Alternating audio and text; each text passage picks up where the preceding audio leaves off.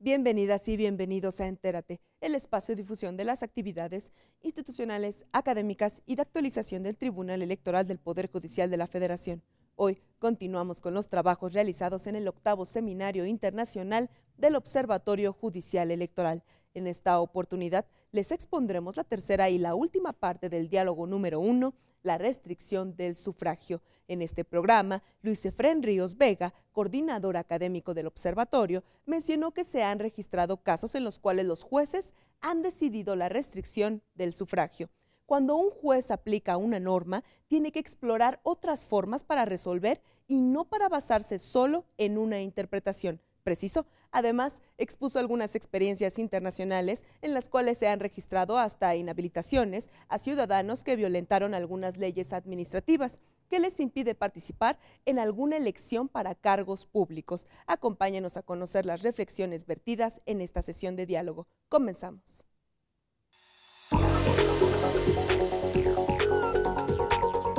Primero, la Corte Interamericana de Derechos Humanos establece el argumento de la condena penal como requisito necesario e indispensable para poder privar del sufragio a las personas. Y ahí hay una primera observación. En un amicus curiae que se plantea en este caso, hay una cuestión interesante. No recuerdo el nombre del profesor que emitió, pero él hace un estudio comparado de muchas legislaciones en América Latina y del mundo, en donde la privación del sufragio no solamente se da por cuestiones penales, sino también por cuestiones administrativas, por cuestiones de disolución de partidos o otras formas de violar la ley. Y la pregunta que le hace, en este caso el amicus curiae, es: las privaciones del sufragio por violación a la ley no solamente se dan por cuestiones penales, sino también por otro tipo de violaciones legales. Y ahí me parece que hay una cuestión criticable en el fallo de la Corte Interamericana. ¿Por qué? Porque en América Latina hay diversas formas de privar el sufragio, entre otras las penales, para poder inhabilitar a las personas para presentarse a un cargo público representativo. Y en ese sentido me parece que las inhabilitaciones administrativas pueden ser adecuadas según la violación y la gravedad de las faltas administrativas para inhabilitar, dicho de otra forma, no solamente la comisión de un delito motiva la inhabilitación del sufragio, sino también puede existir la violación a una ley administrativa, ¿no? Puede inhabilitar el ejercicio de un cargo público representativo. Supongamos una persona que ejerce de manera indebida su cargo, no es una comisión del delito, pero es lo suficientemente grave, hay negligencia en el ejercicio del cargo, pues lo inhabilita. Y eso puede dar motivo a que no tenga derecho a presentarse a ejercer nuevamente un cargo público representativo en un determinado momento. Entonces, en ese sentido me parece que la Corte Interamericana deja de observar estas recomendaciones del amicus curiae. ¿Por qué? Porque además de la condena penal pueden existir otras formas de inhabilitación del sufragio distintas a las penales que en un determinado momento requerirían de un test de proporcionalidad para justificarlas, pero no inhabilitar la posibilidad de esta situación de la condena penal. Es obvio que la Corte Interamericana dice es que la referencia exclusivamente se refiere a una cláusula cerrada, solamente por condena penal, pero tampoco es cierto que la Corte Interamericana o el Tribunal Europeo, por ejemplo, solamente con las cláusulas expresas limiten derechos.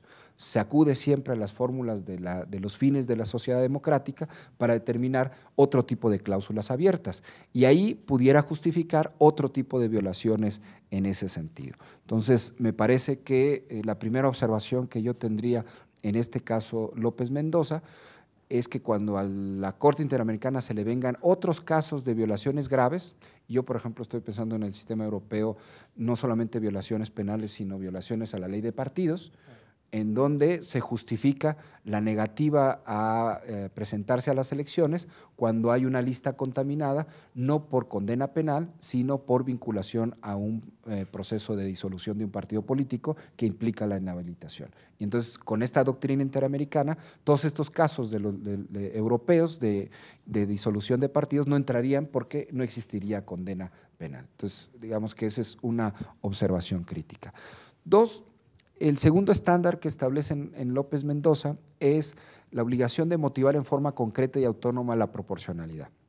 Este me parece que es un estándar muy adecuado que en materia de privación del sufragio comienza con los casos canadienses, ¿no? El caso Sauvé, luego el caso Hirtz en el Tribunal Europeo, y se ha venido desarrollando toda una doctrina en el sentido, aquí el profesor Marco Olivetti ha estudiado mucho este tema, en el sentido de que cuando se surge la privación del sufragio por violación a la ley, ¿no? Por violación al pacto social, debe de haber una motivación concreta y autónoma e individualizada de la sanción. Pero, y ahí es donde hay una discusión en la doctrina interamericana y en la doctrina general de este tema, porque no nos dice cómo se ejerce ese test de proporcionalidad, si de manera categórica o de manera individualizada. Y ahí hay dos votos particulares, el voto del juez Grossi y el voto del juez García Dayan, ¿no? Sayán, que nos muestran dos formas de ejercer el modelo de la privación del sufragio. Uno, a partir de una lectura categórica de la proporcionalidad y otra a partir de una lectura más individualizada de la proporcionalidad. Y para el caso de la condena penal, ¿cómo operaría este criterio? Bueno, uno de ellos dice, ¿basta la condena penal para operar de manera automática la privación del sufragio? Y una lectura diría sí, ¿no? Es decir, basta con que una persona tenga una condena penal para determinar de manera automática la privación del sufragio. Y esa es justamente la discusión que, por ejemplo, Estrasburgo tiene permanentemente en el caso Hirtz, ¿no? Que le dicen en el Parlamento Europeo, la sola violación de la ley es suficiente para que la ley no te proteja y no formes parte del pacto. Los que violan la ley están fuera del pacto. Entonces, si tú eres condenado penalmente por un delito, no es necesario que revisemos la gravedad, no es necesario que revisemos la duración de la pena, no es necesario que revisemos una serie de circunstancias relevantes. ¿Por qué?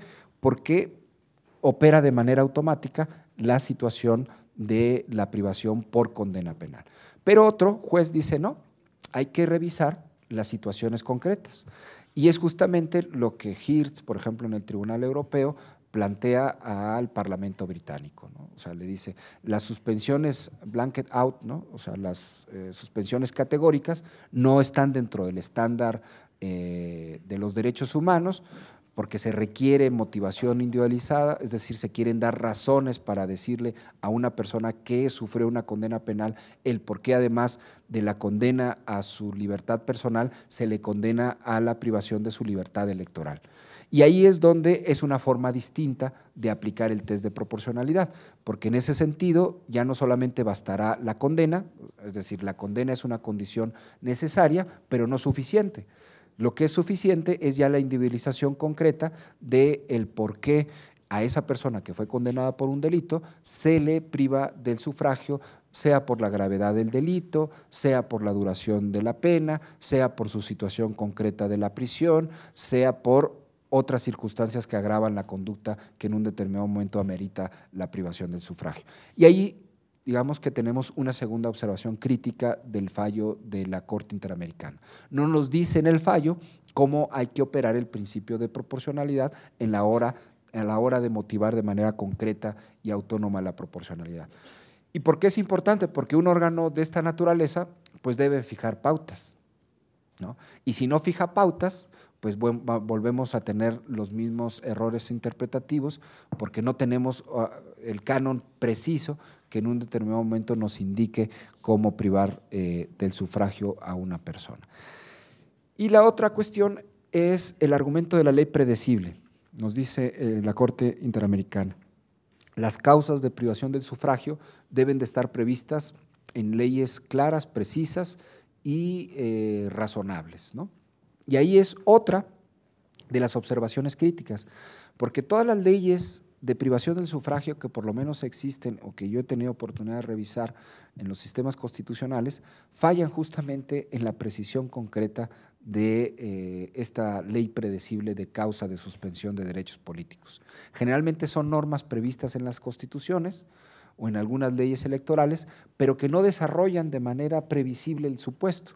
España, por ejemplo, lo hizo recientemente, bueno, no recientemente, hace algunos años, por ejemplo, cuando ya empezó a precisar las leyes relativas a la privación del sufragio pasivo relacionadas con la disolución de partidos, que además ha sido una de las críticas que se le ha hecho, ¿no? O sea, ustedes no pueden poner muchos casos específicos porque generan una situación que en un determinado momento se les puede escapar alguna otra referencia.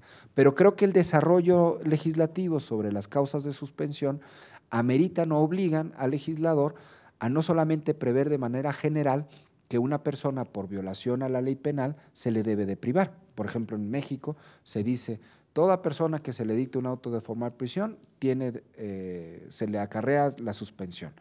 Lo que le obligaría conforme a este estándar de ley predecible es, bueno, ¿a qué personas de qué supuestos que se les dicta un auto de formal prisión merecen una privación del sufragio? Y ahí podríamos empezar a comenzar a desarrollar la ley predecible. Pues los que merezcan auto de formal prisión, por ejemplo, relacionados con delitos electorales o mencionados con delitos electorales que afecten el sufragio activo para privar el sufragio activo, y no de manera general a toda persona que se le prive del sufragio por un auto de formal prisión. Pongamos un ejemplo.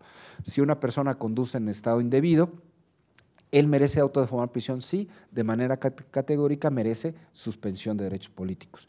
A lo mejor lo que debe de merecer es la suspensión del carnet automovilístico, ¿no? Pero ¿por qué se le va a quitar el sufragio a la persona que conduce con ingesta de algunas bebidas burbujeantes, ¿no? O sea, no creo que sea muy razonable que a alguien se le quite el sufragio en ese sentido. Y ahí viene entonces el argumento de la ley predecible, que tendría que desarrollar, por lo menos de manera más específica y más precisa, aquellos supuestos normativos en donde es válido restringir el sufragio en ese terreno. Porque si no es así, entonces el estándar interamericano, en términos de restricción del sufragio, no goza, digamos, del principio de seguridad jurídica que requieren este tipo de limitaciones de los derechos. Dicho esto, y antes de que Mauricio me ponga el minuto 1, creo que esas son las consideraciones básicas que pudiéramos tener de los comentarios, y quizás ya en un coloquio posterior y las preguntas pudiéramos abundar un poco más sobre los problemas. Muchas gracias.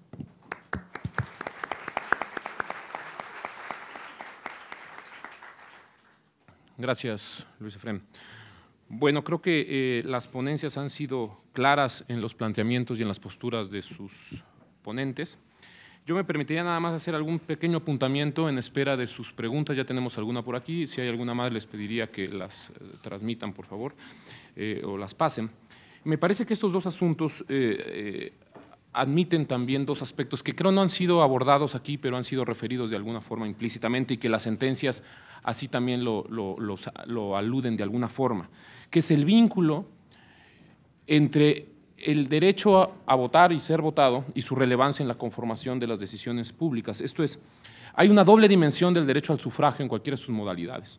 Una dimensión individual que supone la defensa, la protección de las personas que están en posibilidad o en condición de ejercer un derecho a votar o a ser votado, y por el otro lado, la dimensión social o colectiva de lo que supone votar, no nada más frente al que vota, sino frente a lo que supone la decisión colectiva y la representación que se genera a partir de ello, y el derecho a ser votado, no solamente la posibilidad de participar en una elección para que sea votado, sino la representatividad que el voto transmite y que legitima la decisión de la democracia. Yo creo que estos aspectos repercuten tanto en la configuración del contenido de los derechos como en sus límites de las restricciones.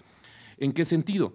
Si se priva a una persona sobre pretexto de un requisito que resulta desproporcionado de participar en la contienda, también se priva al electorado de la posibilidad de votar por una alternativa política que puede resultar no solamente de su agrado, sino importante, relevante, necesaria, indispensable si estamos hablando de ciertas oposiciones en determinados momentos. Y por el otro lado, si se restringe igualmente o se sanciona a una persona, se le inhabilita para participar, bueno, pues también trasciende. Hay algún caso de la Corte Interamericana de Guatemala, si no recuerdo mal, en donde se ejecuta extrajudicialmente a un líder indígena y que se alega la privación también, la afectación, la violación del derecho político, porque él era en ese momento senador de la República, si mal no recuerdo, y tenía una representación específica. Y aquí también se ve cómo al privar de la vida a una persona que tiene una cierta representación, también trasciende no solamente a su derecho a ejercer un cargo, que dirá, pues, es obvio, porque bueno, si se le está privando de la vida, pues no podrá ejercer ese y ningún otro de sus derechos, sino lo que supone que se prive de esa representatividad a quienes votaron por él o a quienes representa si son comunidades indígenas, y lo que esto trasciende a la vida pública. Entonces me parece que esta doble dimensión también incide en la idea de interpretación de los derechos y la idea de definirlos. Hay otro aspecto que me parece que también está en la discusión, que es la cuestión de la interpretación evolutiva o no. Y esto es importante porque así lo dijo el juez García Sayán en lo que ya decía Luis Efrén, relativo también al amicus curiae que se presentó en el caso de López Mendoza, en relación a decir, en el momento en que la convención se adopta, en efecto se habla de condena mediante juez competente, una condena de juez penal.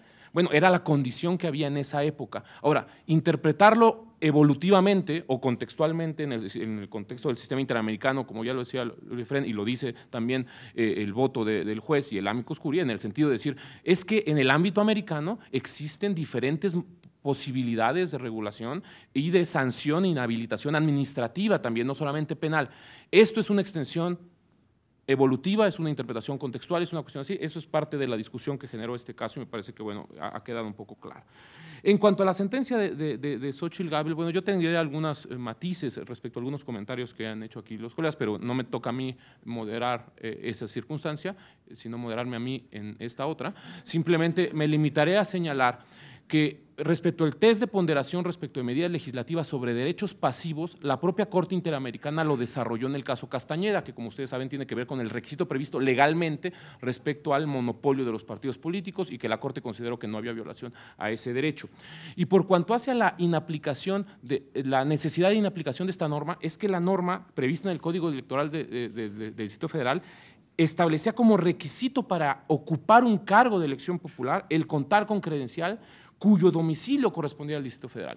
Entonces, era difícil, a mí me parece, interpretar conforme esta norma y no inaplicarla, en tanto que era muy preciso, lo establecía como un requisito y claramente decía cuyo domicilio se establezca en el Distrito Federal. Entonces, parece que bueno, es parte de la discusión y de la reflexión si esto fue así y me parece que quedan claras las posturas. Les pasaría la palabra al doctor Luis Gálvez para alguna pregunta que tenemos aquí y esta ahora recuerdo. Gracias. Esta no viene dirigida. Gracias. Aquí hay una pregunta de Ortega y Ortega Abogados, la hace Ariel Ortega Montenegro. Y es sobre si considera que todo delito que merece prisión debe implicar suspensión de ciudadanía. No es una violación de derechos humanos. Todo delito que conlleve prisión. Bueno, pues la respuesta es que no. Yo no considero que no. Y lo ha abordado ya en parte el doctor Ríos, lo ha abordado en parte. Y yo creo que en esta materia no son convenientes las declaraciones generales de todos quedan excluidos, todo delito que conlleve prisión excluye el derecho de sufragio, activo y pasivo. Sobre todo lo más delicado es el sufragio activo. Todos los delitos, pues habrá que ver qué tipo de delitos, qué gravedad. Hay prisiones más graves, prisiones menos graves, hay delitos que pueden tener una mayor o menor conexión con la comunidad política o no.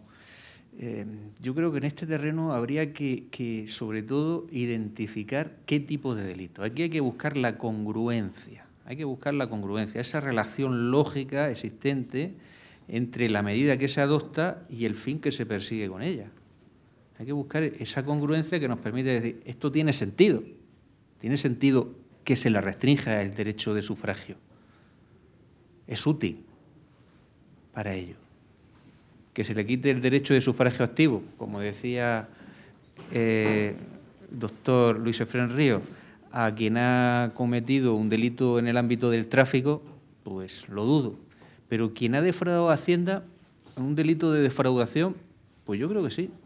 Es un tema de alguien que ha cometido un delito directamente que afecta, cuyo bien jurídico protegido es directamente la comunidad, merece ser excluido de la participación en la comunidad durante un tiempo, siempre de forma limitada y no cualquier delito, sino unos delitos graves y que estén identificados el tipo de delitos. Delitos contra la administración pública, delitos en el ámbito fiscal, delitos en el ámbito electoral, etcétera, etcétera. O sea que habría que precisar. Ese fue el mensaje de la sentencia del caso Hirsch contra el Reino Unido por parte del Tribunal Europeo de Derechos Humanos. Por cierto, en España existía un artículo, existe un artículo en la ley electoral, está vigente el artículo, que prevé la exclusión del sufragio activo por delito que lleva aparejada la pena de prisión. Pero ¿qué pasa? Que no hay ningún delito desde 1995, desde el Código Penal del 95, que prevea esto. Por tanto, es un artículo vacío de contenido en este momento. Bueno, eso la pregunta. Ya no sé si habrá otra o que intervenga. Gracias. Si podemos juntarlas, si es posible. Gracias. Bueno, son 3 preguntas. Uno, sobre si el tequio puede justificarse como límite al derecho al sufragio en los sistemas normativos indígenas, con un paralelismo a la residencia efectiva. El tequio entiendo que es, digamos, un deber comunitario en algunas comunidades indígenas sobre la obligación que tienen para digamos, realizar ese trabajo colectivo a favor de la comunidad, situación que, si no se da, se declara inelegible, ¿no?, para el cargo representativo. Digamos, tiene esas mismas finalidades de la residencia efectiva, en el sentido de vincular a la persona a su comunidad, y yo lo vería más bien en términos de la fundamentación del requisito respecto de los deberes que en un determinado momento tienen los ciudadanos para cumplir con su ciudadanía, ¿no? Y en ese sentido, no solamente en comunidades indígenas, también en otro tipo de referencias, la falta de deberes implica la inhabilitación del sufragio, ¿no? O sea, por ejemplo, aquí en México no se han dado cuenta que hay una norma que dice en la Constitución que el no votar es una violación y puede dar motivo a la suspensión. Entonces, tenemos también nuestro tequio, no seamos tan sorprendentes de la fundamentación de ese tipo de referencias. La única cuestión es que hay que ver si esos deberes no son, digamos, desproporcionales para efecto de exigirle a alguien un deber para poder ejercer un derecho, ¿no? Entonces, yo creo que ahí tendría que ver el argumento de la proporcionalidad. ¿En qué medida los deberes, llámense tequios o otro tipo de deberes, ¿no? Por ejemplo, aquí tenemos el deber de los que somos hombres, ¿no?, la cartilla, marchamos, ¿no? Entonces, si no nos dan la ciudadanía, entonces alguien va a decir una objeción de conciencia porque no le gusta la milicia, bueno, pues pueden discutirse ese tipo de deberes, o los deberes de pagar impuestos, en qué medida el que no paga impuestos no tiene derecho al sufragio. Bueno, se pueden configurar, digamos, muchos deberes, pero la discusión, al final de cuentas, llámese tequio o otro tipo de deberes, tiene que ver con en qué medida ese deber es razonable y es proporcional para poder ejercer el derecho. Por ejemplo, tratándose de violación de ley penal, justamente el fundamento está en el incumplimiento del deber de respetar el pacto, ¿no? O sea, todos los que no violan el pacto están fuera del pacto, ¿sí? Entonces, si uno viola el pacto, un violador del pacto, no tiene derecho a formar el pacto, ¿no? Entonces, ¿cómo se fundamenta esa privación? Por el incumplimiento del deber que todos tienen al conformar el pacto electoral de que vamos a renovar ¿cómo se llama?, la democracia electoral año con año a través de nuestro voto, y si violamos la ley, pues no tenemos derecho a ese voto, ¿no? Dos, me preguntan sobre también si podría considerarse como inhabilitación del candidato, como una causa de inelegibilidad, entiendo, el supuesto del exceso de gastos de campaña, ¿no? El gasto de campaña, el exceso hoy en día está previsto como causa de nulidad. No recuerdo si está previsto como causa de inelegibilidad en algunas legislaciones. El candidato que incurre en cierta sanción puede ser sancionado con la imposibilidad de participar en un proceso que se anula, ¿no? Okay. Bueno, ahí encuentran, por ejemplo, si el IFE, por ejemplo, en términos administrativos hace un procedimiento en contra del partido y del candidato, el IFE pudiera imponer esa sanción administrativa, y ahí tienen un caso de una sanción administrativa no penal, en donde, así a primera impresión, me parecía razonable que ese sujeto que se gasta el dinero más de lo que corresponde en una campaña política, pues tenga una determinada sanción para poder postularse a un cargo, ¿no? Pero teniendo el estándar interamericano, pues ese tipo de sanción no sería objeto de la privación, ¿no? Ese es un buen ejemplo. ¿Qué opinión le merece la fracción primera del artículo en términos de la afectación? Es que yo soy muy malo para los artículos. Fracción primera del 38, ¿esa es la que se refiere a los extranjeros? ¿Sí? El profesor no aprueba, ¿eh? Dicen que lo importante no es saber el número, sino su contenido. Seguramente me lo sé, el contenido, pero si se refiere a la expulsión de los internacionales.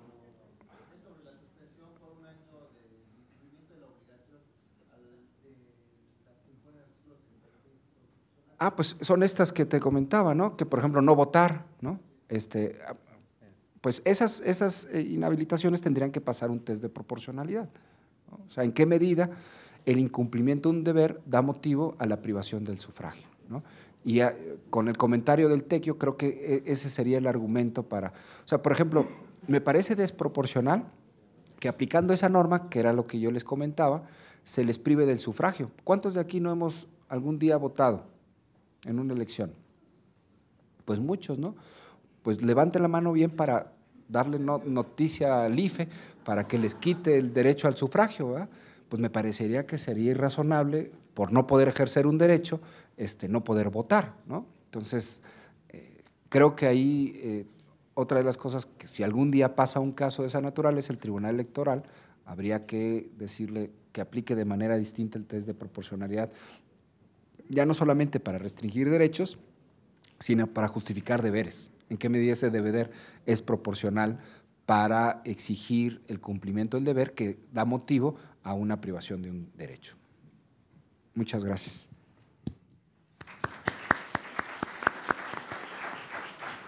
Bueno, pues casi en punto de la 1 de la tarde, un minuto marca el reloj. Agradezco a los ponentes su participación, a todas y a todos ustedes también su atención, y no me basta sino agradecer también la oportunidad de participar aquí. Gracias.